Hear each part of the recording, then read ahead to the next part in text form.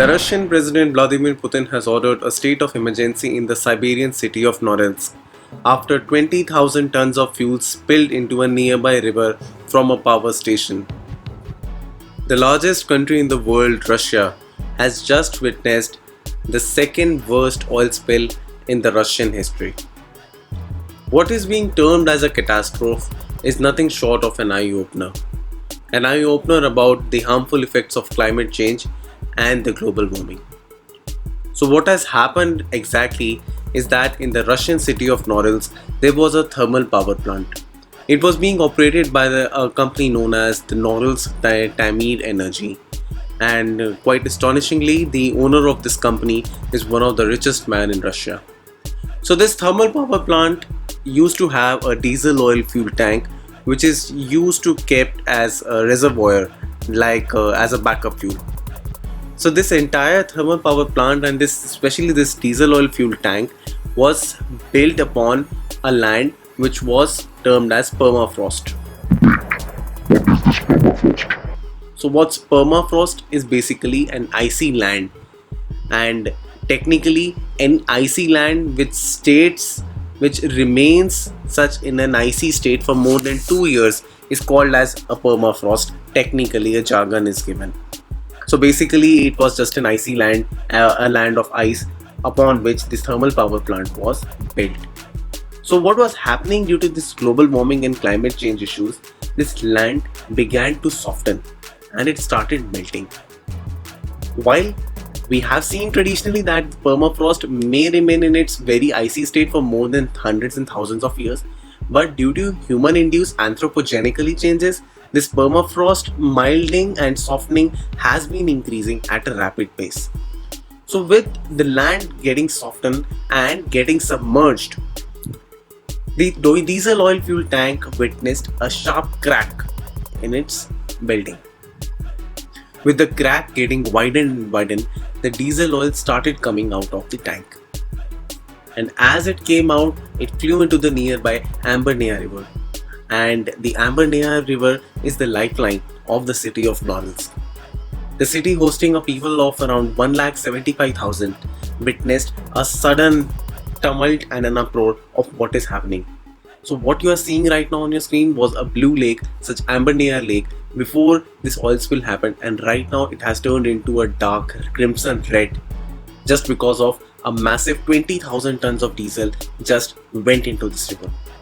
What's even more surprising is that the Ambarnaya river flows into the Pyasino lake, and which is connected to the Kara Sea, which is in turn a part of the Arctic Ocean.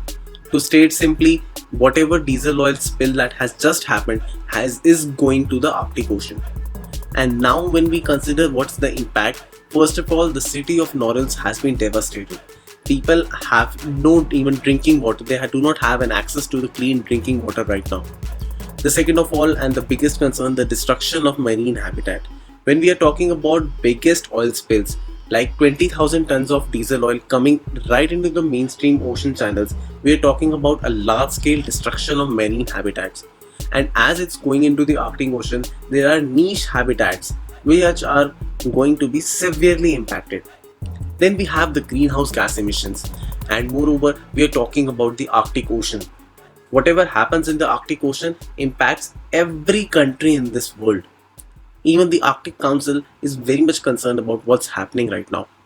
And India is also an observer to the Arctic Council. So now the experts are saying that it will take around 5 to 10 years to repair the impact, and the total cost may shoot up to $1.5 billion. Right now we are living in a COVID-19 struck era, and $1.5 billion to be spent upon fixing what has been done because of human-induced factors is nothing short of an eye-opening factor, which I told you right in the beginning of this video. So if we see that this permafrost melting happened all of a sudden overnight, or was it something that we could have averted it if we would have been a little more active and proactive? So first of all, I would like to clear it to you that Norilsk had been a very big industrial plant, and it's quite evident from the fact that in 2014 it was producing 44% of the world's palladium. As you can see right now on your screen that it had massive buildings and massive factories. and it was a reputed polluter of very dangerous elements. Like for example, NASA 2018 reported that Norilsk is topping the list for worst sulfur dioxide pollutions. It just spewed 1.9 million tons of gas over the Arctic tundra. So we knew very well that Norilsk is a polluted offender of climate change and environmental favoring policies. So what's need to be done is now we immediately have to consider such the permafrost melting impact in the other countries as well, whether it's Europe, Canada, Norway, or the upper parts of the United States in the state of Alaska. Immediate impact needs to be made. Moreover, next, the impact of climate change in all other aspects, like for example sea level rising, the impact of marine habitat, they also needs to be highlighted. So guys, in this video we talked about the 20,000 tons of diesel oil spill just happened, because of which the Russian president has even declared an emergency. And even more disheartening factor to be noted is that for the first 2 days, this oil spill was not even reported to the interior ministry as well.